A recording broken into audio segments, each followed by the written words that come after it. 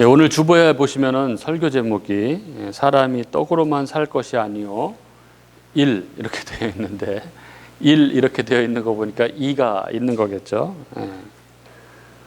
설교를 준비하다가 보니까 분량이 많아져서 어떻게 할까 고민을 하다가 중간을 자르기로 그렇게.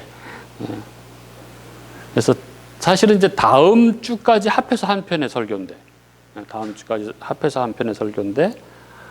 분량이 많아서 중간을 잘라서 오늘은 서론, 도입서부터 서론 시작해서 뭐 본론 중간까지라고 해야 될까요?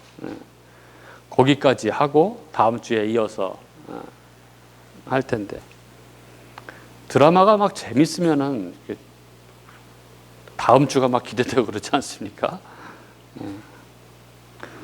다음 주 설교가 기대되는 그런 시간이 될 수 있기를 바라봅니다. 우리 교우님들 미니멀리즘, 미니멀리스트, 미니멀 라이프 이런 얘기들을 들어보셨을 것입니다. 그러니까 현대인의 삶의 가장 큰 특징이라고 하면은 바쁜 거, 분주한 거 이런 것이죠. 그러니까 현대인들이 살아가는 이 삶에 너무 많은 일들이 있는 거죠. 너무 많은 것들로 채워져 있고 그 속에서 막 겨우겨우 하루하루 살아가고 있다고 할 수 있습니다. 그래서 현대인의 삶을 한마디로 압축해서 말하면 투머치의 삶이다 이렇게들 이야기들을 합니다. 너무나 많은 물건들이 있고, 너무나 많은 연락들, 전화통화가 있고, 또 너무나 많은 볼일들이 있고, 너무나 많은 약속들이 있습니다. 그렇죠. 그래서 보면은 많은 부분을 다 소화하지 못합니다. 메일함을 열어보면은 읽지 못한 메일이 매일 수십 개씩 쌓여가죠. 그리고 시도 때도 없이 울리는 스마트폰의 알림 소리, 그리고 계속해서 카톡 이렇게 울립니다. 현대인의 삶은 편리함이 더해졌다고 할 수 있을지언정 우리를 분주하게 하고 때로는 우리를 혼란스럽게 만들곤 합니다. 그러니까 풍요함을 넘어서 풍요함이 과도한 그런 세상을 살고 있다고 말할 수 있습니다. 행복의 비결은 더 많은 것을 찾는 것이 아니라 더 적은 것으로 즐길 수 있는 능력을 키우는 데 있다. 이런 말이 있습니다. 소크라테스가 한 말이라고 하는데요. 그리고 바로 이러한 철학에서 비롯된 삶의 방식 중 하나가 미니멀리즘, 미니멀 라이프입니다. 1990년 미국에서 대중적으로 주목받기 시작한 이 개념은 사람이 물건을 적게 소유하면 생활이 단순해지고 오히려 삶이 풍요해질 수 있다는 것이죠. 그래서 이 스스로 불필요한 물건이나 일 등을 줄여나가는 사람들, 미니멀리스트들이 생겨나기 시작했죠. 그래서 우리나라에도 상당히 영향을 받고 우리나라에도 많은 미니멀리스트들이 있습니다. TV 프로그램 중에서도 신박한 정리 이게 그런 거죠. 집에 불필요한 것들을 다 덜어내고 정리하고 간소하게 하는 그런 프로그램입니다. 나는 인생에서 중요한 것만 남기기로 했다라는 이 책이 있는데요. 이 대표적인 미니멀리스트인 애니카 라인이 쓴 책인데, 여기서 이 애니카 라인은 내게 중요한 가치를 우선순위로 두고 불필요한 것들을 과감하게 포기하겠다는 결심, 이게 미니멀리즘의 핵심이라고 그렇게 이야기를 합니다. 그는 이 책에서 이렇게 이야기합니다. 진정으로 나와 어울리는 삶을 구상하기 위해서는 가장 먼저 내게 중요한 것이 무엇인지 알아야 한다. 내가 무엇을 하느냐보다 왜 그 일을 하느냐에 초점을 맞추어야 한다. 이렇게 말합니다. 여기서 왜는 자신의 인생에서 가장 중요한 우선순위를 이야기하는 거죠. 핵심적인 가치관을 말하는 것입니다. 그래서 자신의 왜를 이해하고 있다면 그 밖의 것들은 자연스럽게 자신이 원하는 방향으로 흘러가게 돼 있다. 이렇게 말합니다. 이렇게 중요하지 않은 것들을 제거하면 꿈꾸던 삶이 더 분명하게 보인다는 것입니다. 이것이 미니멀리즘의 핵심이다라고 애니카 라인은 이야기합니다. 이렇게 미니멀리즘은 이 자신에게 중요한 것을 추구할 수 있도록 만들고 또 내면의 참모습에 어울리는 삶을 가꿀 수 있도록 이렇게 돕고 툭하면 한눈을 팔게 만들어서 결국 원하지 않는 것들로 삶을 가득 채우게 하는 이 방해 요소들로부터 자유로워지게 할 수 있다라고 말합니다. 예, 오늘 우리는 우리가 읽은 이 본문 속에서 우리 신앙에 아니 우리 인생의 진정한 미니멀리즘의 원리를 발견하게 됩니다. 예, 우리 인생에서의 가장 중요한 가치. 예. 그래서 우리를 가장 행복하게 할 수 있는 그 진리를 오늘 본문 가운데 보게 됩니다. 그것을 오늘 확인할 수 있는 그런 시간이 될 수 있기를 바랍니다. 예, 본문을 함께 보도록 하겠습니다. 오늘 본문 1절에서 모세는 이렇게 말합니다. 내가 오늘 명하는 모든 명령을 너희는 지켜 행하라. 그리하면 너희가 살고 번성하고 여호와께서 너희의 조상들에게 맹세하신 땅에 들어가서 그것을 차지하리라. 예, 이 신명기의 선포 장소는 가나안이 아니라 광야의 끝 부분입니다. 예, 이 바로 가나안의 그 여리고 건너편에 요단강 동편의 모압 땅입니다. 신명기 1장에 나오죠. 5절에 보면은 모세가 요단 저쪽 모압 땅에서 이 율법을 설명하기 시작하였더라. 이렇게 나옵니다. 예, 모세가 모압 평지에서 이 설교를 시작한 때는 광야 40년 11번째 달이라고 나오죠. 예, 이스라엘이 가나안에 들어가기 위해서 요단강을 건넌 때가 그 다음에 1월 10일입니다. 그럼 우리는 이 설교가 이스라엘 백성들이 광야 40년 생활을 끝내고 가나안에 들어가기 직전에 모세가 한 설교라는 것을 우리는 알 수 있습니다. 그리고 이러한 시점은 그의 설교의 초점이 이스라엘 백성들에게 지금까지와는 전혀 다른 새로운 미래, 새로운 환경에서 이스라엘 백성들이 어떻게 사는 것이 진정 복되고 의미 있는 삶인지에 맞춰져 있다는 것을 보여줍니다.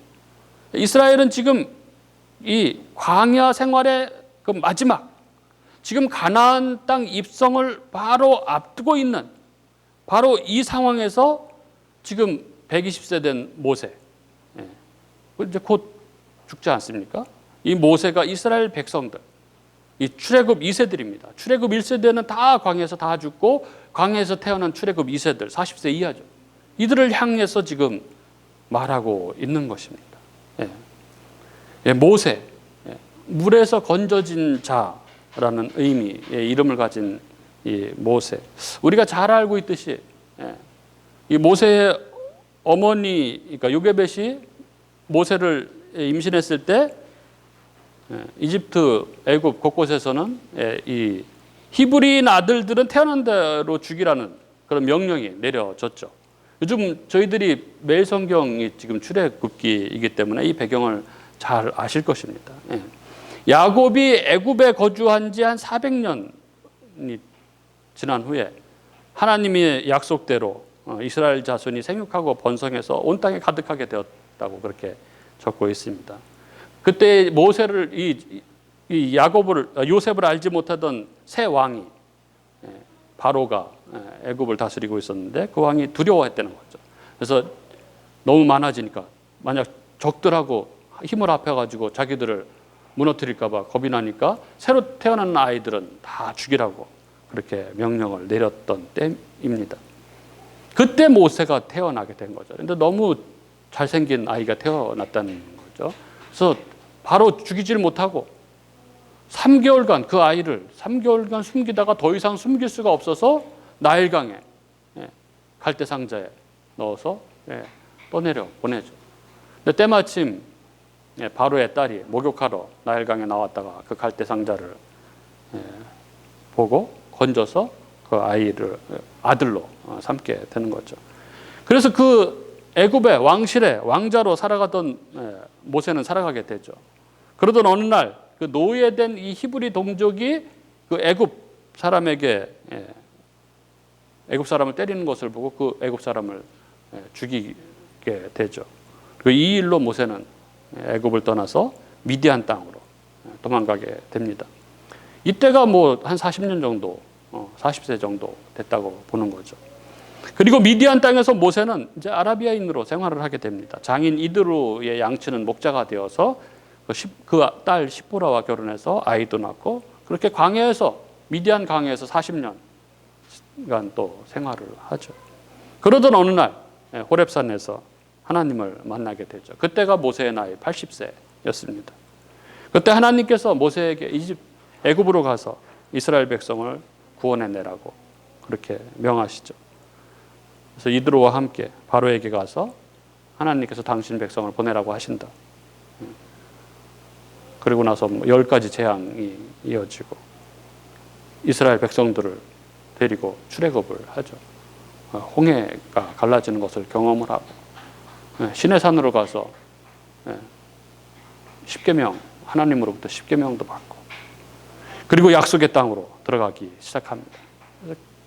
그 가나안 바로 접경에 있는 가데스 바네아에서 각 지파의 두령 사람을 뽑아서 12집 그 사람을 정탐꾼으로 보내지 않습니까? 근데 이 가나안 땅을 정탐하고 돌아온 그 12명 중에서 여호수아와 갈렙을 제외한 10명이 그 땅에 거인들이 살고 있고 자기들은 메뚜기와 같다.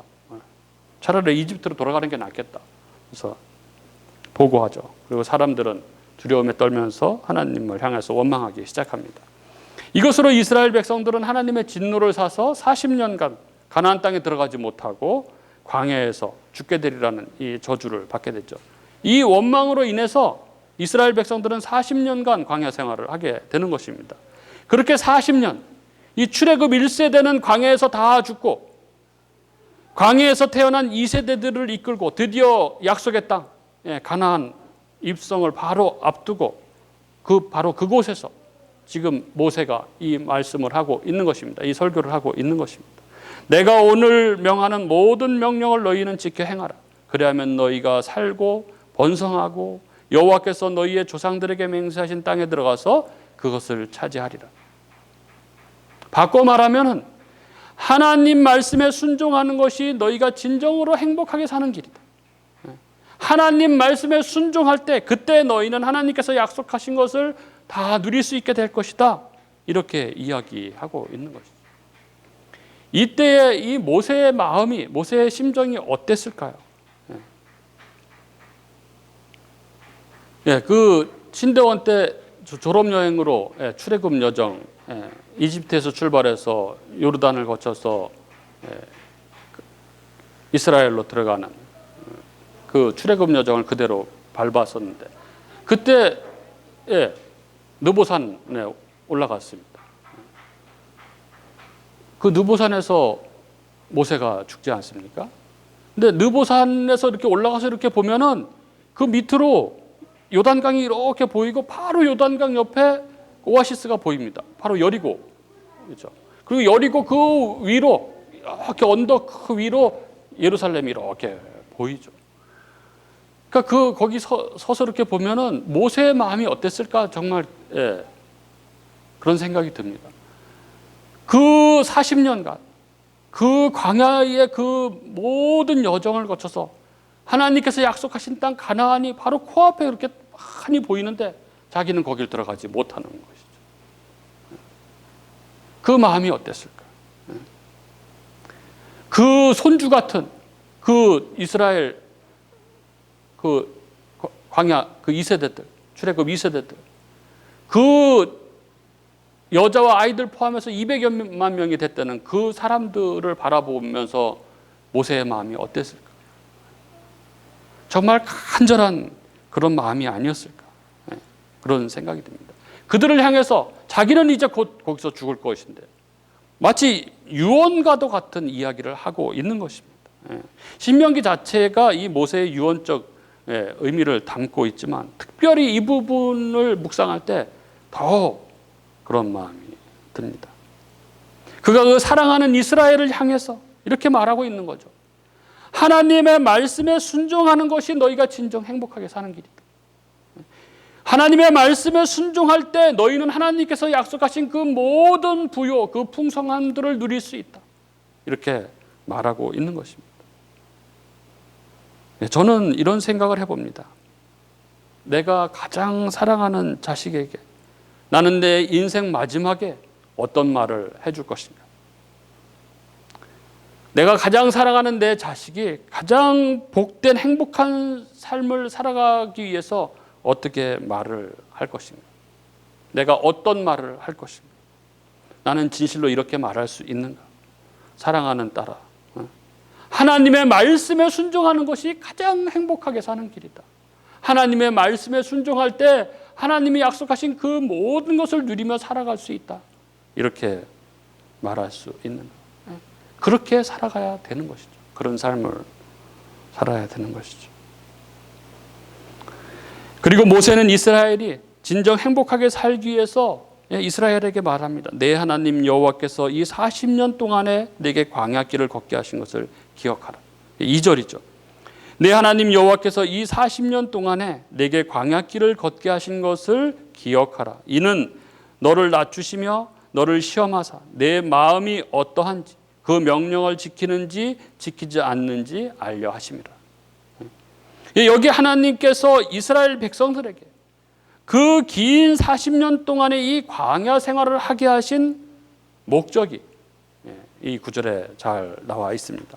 하나님께서 이스라엘에게 그 긴 40년의 광야 생활을 하게 하신 이유, 그 첫 번째가 무엇입니까? 그들을 낮추시기 위함이셨다고 말씀합니다. 이는 너를 낮추시며 이렇게 되어 있죠. 오늘 본문에서 이 낮추시다는 말은 우리가 그냥 흔히 이렇게 그냥 읽을 때 쉽게 생각하듯이 뭐 겸손하게 하다 이런 의미가 아닙니다. 이 말의 원어적인 그런 뉘앙스는 고통을 주다, 괴롭히다, 천하게 하다 이런 의미입니다. 더 적절한 표현으로는 굴욕을 주다 이런 표현이 더 적절할 것 같습니다. 우리가 낮추시며라고 이 번역된 이 한글 성경을 읽을 때는 이 하나님의 의도가 우리를 좀 뭐 겸손케 하시는 것이라고 이렇게 생각할 수 있습니다. 그러나 성경 본래의 의도는 그렇게 여유롭게 우리가 생각하는 그런 낮아짐을 이야기하는 것이 아닙니다. 여기에서 말씀하고 있는 이 낮추시면은 하나님께서 우리에게 고통을 주시는 것, 하나님께서 우리를 괴롭게 하시는 것, 하나님께서 우리를 천하게 만드시는 것, 더 심하게 말하자면 하나님께서 우리에게 굴욕을 주시는 것을 의미합니다. 광야는 우리를 아주 굴욕적인 상태로 만듭니다. 그게 바로 광야입니다. 여러분, 우리들 중에 광야를 겪어보신 분들이 계실 것이고 또 어쩌면 지금 현재 광야에 계신 분도 계실 수도 있을 것입니다. 어떻습니까? 광야는 너무 고통스럽습니다. 너무 괴롭죠. 아주 내 자신이 아주 천한 사람이 되어버립니다. 아니 아주 굴욕적으로 되어버리죠. 그게 광야에 선 사람의 상황입니다. 하나님은 때때로 우리를 광야의 길을 걷게 하십니다. 그리고 이 광야의 길을 통해서 하나님께서는 우리를 아주 굴욕적인 상태로 만들어 버리십니다. 왜 그렇습니까? 왜 하나님께서는 우리로 광야길을 걷게 하셔서 우리를 고통스럽게 하시고 괴롭게 하시고 우리를 천하게 만들고 우리를 굴욕적이게 하십니까? 오늘 말씀은 그 이유를 이렇게 설명합니다. 우리를 시험하기 위해서 그렇게 하신다. 우리 마음을 시험하기 위해서. 너를 시험하사 내 마음이 어떠한지 그 명령을 지키는지 지키지 않는지 알려 하심이라. 우리가 하나님의 명령, 하나님의 말씀을 지키는지 지키지 않는지, 즉 우리가 하나님 말씀에 순종하는지 순종하지 않는지를 시험하기 위해서 광야길을 걷게 하셔서 우리를 고통스럽고 괴롭고 천박하고 굴욕적이게 하신다는 것입니다. 여기에 광야의 중요한 의미가 있습니다. 광야는 하나님의 백성으로 하여금 그 굴욕적인 상황 속에서 그가 하나님의 말씀을 진짜 믿는지 안 믿는지를 시험하는 도구라는 것입니다. 광야는 우리의 본 모습이 드러나게 합니다. 우리의 본 모습, 내 안에 있는 그 완악함, 내 안에 있는 나의 그 무력함, 이런 것들이 다 드러나죠. 한마디로 내 바닥이 다 드러납니다. 그게 바로 광야입니다. 이스라엘도 그랬습니다. 그들은 광야에서 그들이 그 얼마나 놀라운 하나님의 은혜를 받은 사람들입니까? 그럼에도 불구하고 그들은 광야에서 완악하여져서 하나님을 향해서 대어들고 불평과 불만을 늘 입에 달고 다녔습니다. 또 황금 송아지를 만들어서 우상 숭배를 했습니다. 하나님의 그 놀라운 은혜로 출애굽한 이 이스라엘 백성들에게 너무나 이게 치욕적인 그런 모습 기억들 아닙니까? 흑역사죠. 제가 여러 번 말씀드렸듯이 제가 개척하기 전에 기존 교회에서 나와서의 그 2년간의 생활은 정말 광야였습니다. 그 기간 동안에 진짜 참으로 내가 어떤 사람인지가 다 드러나는 그런 시간이었다고 할 수 있습니다. 부르심을 받은, 사명을 받은 목사, 뭐 이런 정체성, 이런 것들은 다 무너지고, 가장으로서의 권위도 다 무너지고, 당장 처자식의 생존을 걱정해야 하는, 세상에 아무도 없이 홀로선 그런 상황. 아내도 저에게 가장 실망했던 그런 시간이라고 그렇게 이야기를 하죠. 여기 뭐 저희 식구들이 계시고 또 딸이 있고 해서 마음이 아플까봐 다 말씀을 못 드리지만 정말 처절하게, 처참하게 그렇게 무너졌습니다. 그리고 그렇게 가장 그 광야의 깊은 곳, 가장 굴욕적인 상황이 됐을 때 그때 하나님께서 시험하셨습니다. 그 마음이 어떤지, 하나님의 말씀을 지키는지 지키지 않는지, 즉 믿는지 안 믿는지 시험하셨습니다.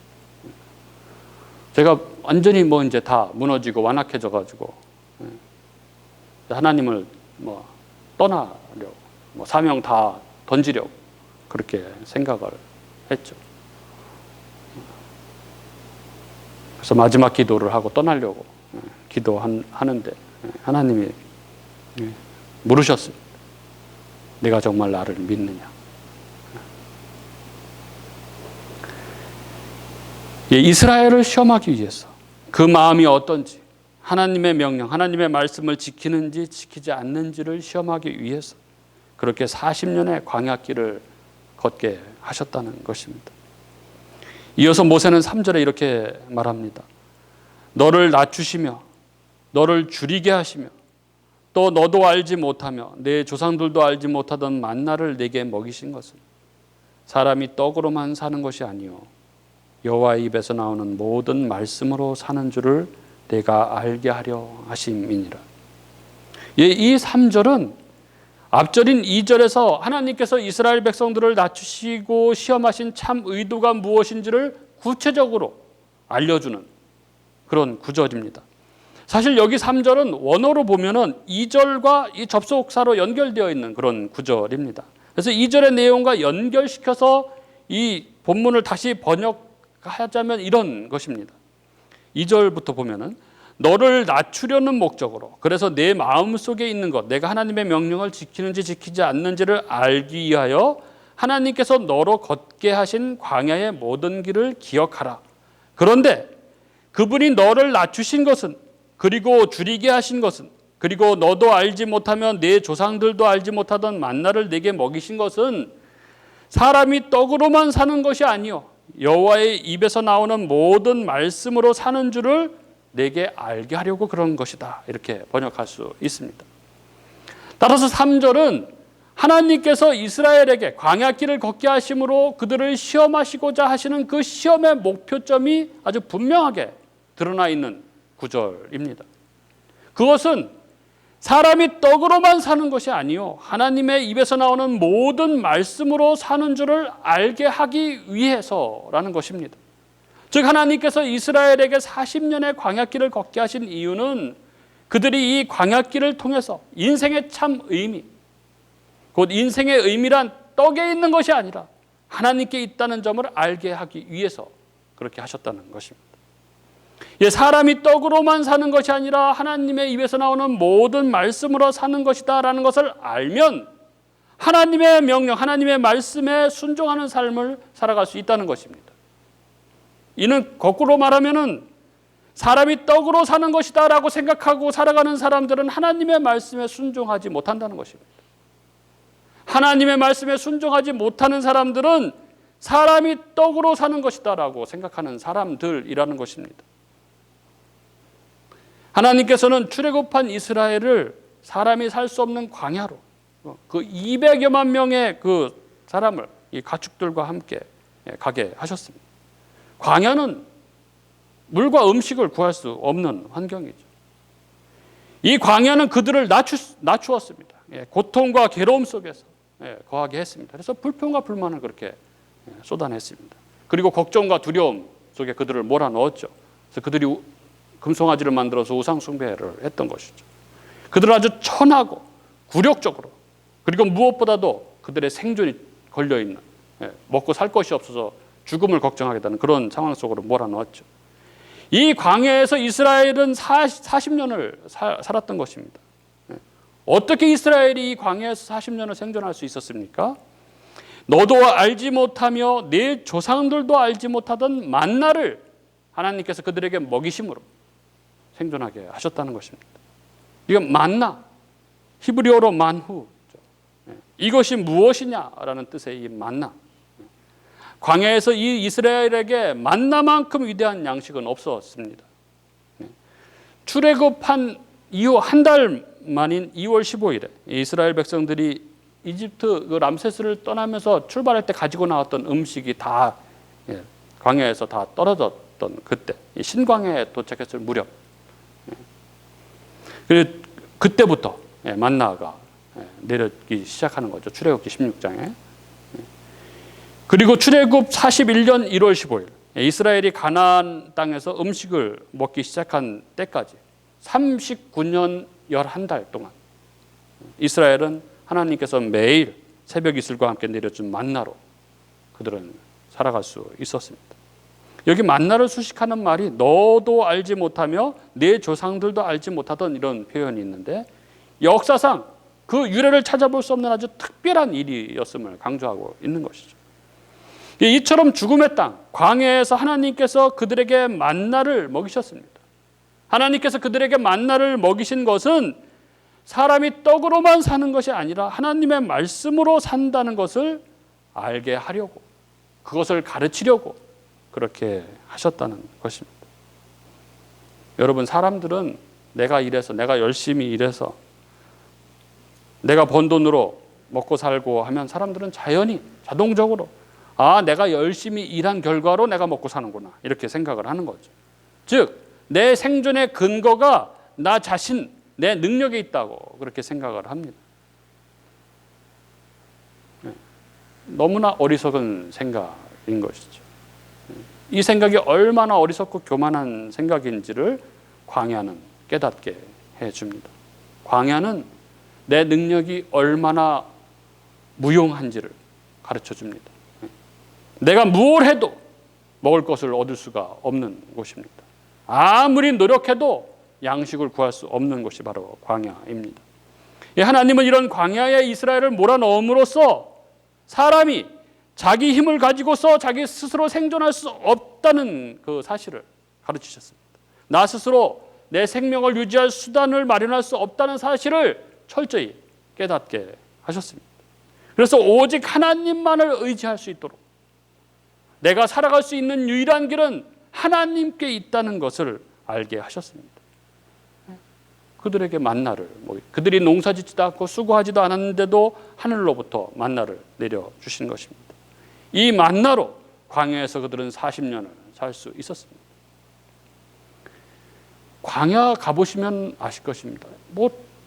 나 혼자 살으라 해도 얼마를 살지 못할 것입니다. 만약 식구를 데리고 산다고 하더라도, 한두 명 데리고 식구를 데리고 산다고 하더라도 며칠을 견디지를 못할 것입니다.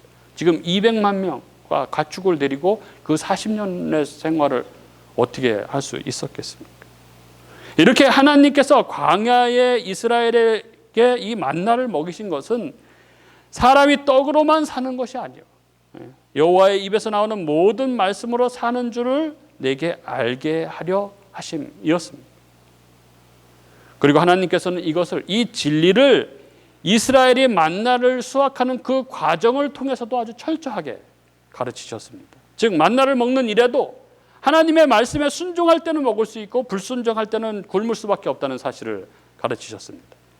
출애굽기 16장에 이스라엘 온 회중이 출애굽한 지 한 달 만에 이 신광야에서 자기들이 이제 광야에서 먹을 것이 없어서 굶어 죽게 생겼다고 모세와 아론을 원망하는 그런 장면으로 시작해서 처음으로 만나가 내리는 장면을 기록하고 있습니다.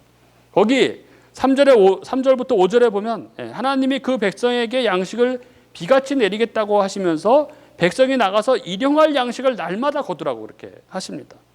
매일 나가서 거두는지 그렇지 않는지 시험하겠다 이렇게 말씀을 하시죠.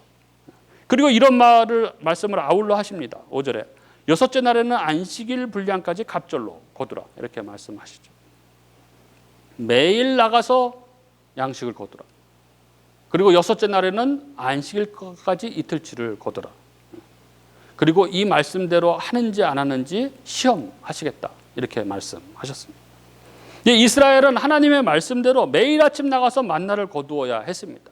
만일 다음 날 분량까지 미리 거두고 그 다음 날 그래서 나가지 않으면은 그들은 굶었습니다. 왜 그렇습니까? 곰팡이가 생겨서 먹을 수가 없게 되었습니다. 즉 말씀에 순종하지 않으면 굶게 된다는 것을 가르치신 것입니다. 또 안식일 전날에 안식일 분량까지 거두지 않으면 안식일에 굶어야 했습니다. 하나님의 말씀에 순종하지 않으면 굶는다는 것을 가르쳐 준 것입니다. 결국 하나님의 말씀이 육신의 양식인 떡보다 먼저였습니다. 이렇게 하나님은 만나를 통해서 이스라엘로 하여금 사람이 떡으로만 사는 것이 아니요 하나님의 입에서 나오는 모든 말씀으로 사는 줄을 알게 하셨던 것입니다. 그렇게 가르치셨던 것입니다. 우리 교우님들은 어떻습니까? 정말 사람이 떡으로만 사는 것이 아니요 하나님의 입에서 나오는 모든 말씀으로 산다는 것을 진짜 믿으십니까? 그리고 그렇게 살아가고 계십니까? 그래서 나는 정말 하나님의 말씀에 순종하며 살아가고 있습니까? 하나님은 계속해서 말씀하시는데 나는 이런저런 핑계를 대면서 불순종하고 있지 않습니까? 만일 그렇다면 그 광야길은 더욱 길어질 것입니다. 하나님께서는 사람이 떡으로만 사는 것이 아니요 하나님의 입에서 나오는 모든 말씀으로 산다는 것을 하나님 백성이 알게 하기까지 그들을 광야의 길로 걷게 하실 것입니다. 느닷없이 여기에서 멈추겠습니다. 정말 사람이 떡으로만이 아니라 하나님의 말씀으로 살 수 있냐? 이것에 대해서 이어서 다음 주에 하도록 하겠습니다. 오늘